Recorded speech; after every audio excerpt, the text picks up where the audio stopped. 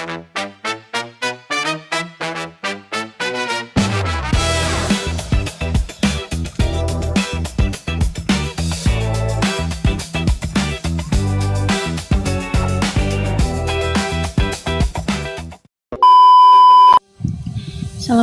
warahmatullahi wabarakatuh. Halo teman-teman, di sini kita akan membahas tentang perkembangan spiritual di tengah krisis makna. Manusia pada dasarnya adalah makhluk pencari makna. Seorang psikiater sekaligus penyintas Holocaust, Viktor Frankl, menegaskan bahwa dorongan utama manusia bukanlah semata-mata mengejar kesenangan atau kekuasaan, melainkan mencari arti dalam setiap pengalaman hidupnya. Ketika makna itu hilang, manusia akan mengalami kekosongan eksistensial. Di era modern saat ini, kita hidup dalam dunia yang serba cepat, serba digital, dan penuh tekanan. Perubahan sosial, perkembangan teknologi, serta derasnya arus informasi seringkali membuat manusia kehilangan arah hidup. Dalam situasi inilah, pertumbuhan spiritual menjadi sangat penting. Manusia dan pencarian makna. Krisis makna bukanlah fenomena baru. Para filsuf eksistensialis seperti Soren Kierkegaard, Jean-Paul Sartre, dan Albert Camus telah lama membahas kegelisahan manusia dalam menghadapi absurditas kehidupan. Namun, di era globalisasi dan digitalisasi, krisis ini semakin meluas. Identitas budaya melemah, institusi sosial dan keagamaan tidak lagi sekuat dahulu, serta tekanan ekonomi meningkat. Akibatnya, banyak individu merasa hampa, kehilangan tujuan, dan tidak tahu untuk apa mereka menjalani hidup. Perkembangan teknologi dan information overload. Kemajuan teknologi digital membawa kemudahan komunikasi dan akses informasi. Di Indonesia sendiri, penggunaan internet dan media sosial sangat tinggi. Namun, kondisi ini juga memunculkan fenomena information overload atau kelebihan informasi.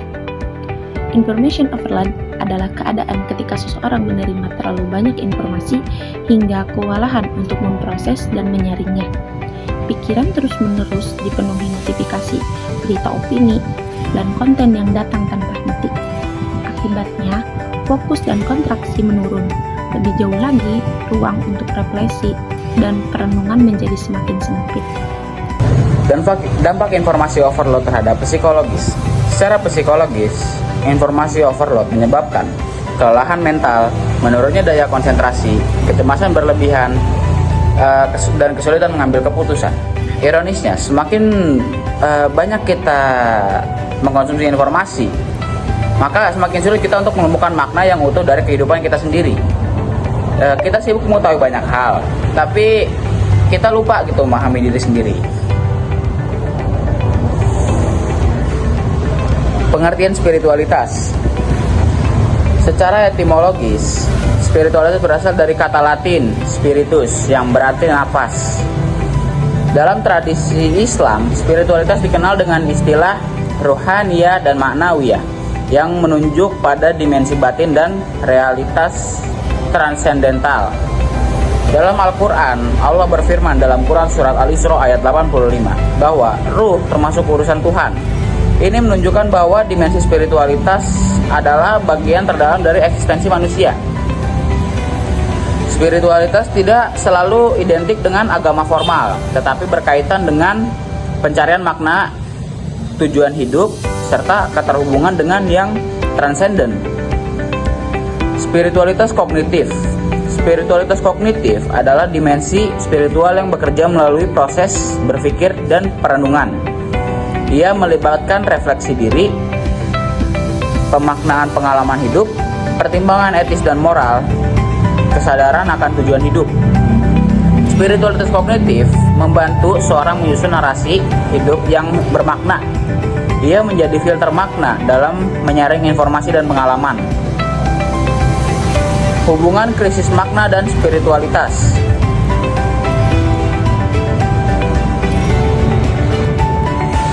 Hubungan antara krisis makna dan spiritualitas bersifat dialektif. Di satu sisi, informasi overload dan tekanan hidup dapat melemahkan spiritualitas karena menghilangkan ruang kontemplasi. Pikiran terus-menerus sibuk sehingga tidak ada waktu untuk merenung. Namun di sisi lain, krisis makna justru dapat menjadi titik balik menuju pertumbuhan spiritual. Ketika seorang merasa jenuh dan hampa, ia mulai bertanya, apakah sebenarnya yang penting dalam hidup saya? Untuk apa saya menjalani semua ini? Pertanyaan-pertanyaan ini bisa menjadi pintu masuk menuju ke kesadaran spiritualitas yang lebih dalam. Berikutnya yaitu dampak informasi overload terhadap spiritualitas. Beberapa dampaknya antara lain, yang pertama melemahnya refleksi diri, yang kedua krisis makna di tengah kelimpahan informasi, yang ketiga kaburnya batas kebenaran dan kebohongan, dan yang keempat minimnya kepekaan terhadap realitas transendental. Spiritual membutuhkan keheningan, namun dunia digital justru membuat kesadaran manusia selalu sibuk dan terfragmentasi. Krisis sebagai momentum pertumbuhan, meskipun demikian, krisis bukanlah akhir dari segalanya. Penderitaan dapat menjadi sarana transformasi jika manusia mampu menemukan makna di dalamnya. Kelelahan akibat banjir informasi bisa menjadi kesadaran baru untuk membatasi konsumsi digital, melatih refleksi diri, menghidupkan kembali praktik spiritual, dan menyusun kembali tujuan hidup. Dengan demikian, krisis makna dapat menjadi jalan menuju pendewasaan batin. Pada akhirnya, perkembangan spiritual di tengah krisis makna bukanlah sesuatu yang mustahil. Justru dalam situasi penuh tekanan dan kebingungan inilah manusia diuji untuk kembali pada dimensi ke dalam dirinya. Di era digital, literasi informasi bukan hanya soal kecakapan teknologi, tetapi juga bagaimana dari disiplin spiritual mengelola informasi berarti menjaga kejernihan batin. Krisis makna dapat melemahkan tetapi juga dapat membangkitkan. Semua bergantung pada bagaimana kita memaknainya. Semoga kita mampu menjadikan setiap krisis sebagai jalan menuju pertumbuhan spiritual yang lebih matang. Wassalamualaikum warahmatullahi wabarakatuh.